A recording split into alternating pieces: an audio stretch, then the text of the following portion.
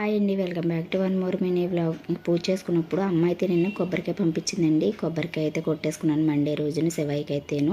అలాగే ఫ్రైడే రోజుది కూడా ఉండిపోయింది అనమాట. ఎండలో పెడదామైనా ఆయిల్కి చేద్దామంటే ఆ ఎండ అస్సలు లేదు. ఇంకేం చేస్తాం, వేస్ట్ అయిపోతే బూజు పట్టేసి అనేసి ఇంక బెల్లం ఉండలు చేసేద్దాం, కొబ్బరి ఉండలు అనేసి మా వారికి చాలా ఇష్టం అనమాట.